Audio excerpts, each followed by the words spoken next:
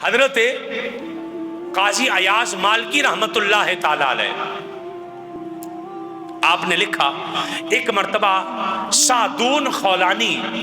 بہت بڑے اللہ کے ولی، ان کے پاس کچھ لوگ آئے اور آ کر کہنے لگے کہ فلانے قبیلے کے لوگوں نے ایک بندے کو قتل کیا ہے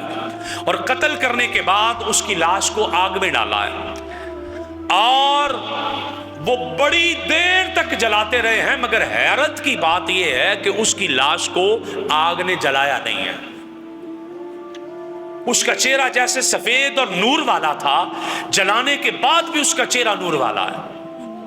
اس کے چہرے کا نور نہیں جاتا، اس کو آگ نہیں جلا رہی۔ ہمیں بتائیں تو صحیح، وہ ویسے کا ویسا ہی ہے، نورانی چہرہ ہے، اس کے چہرے پر نور کی بارش ہے، انوار و تجلیات کی بارش ہے، وہ کس لیے؟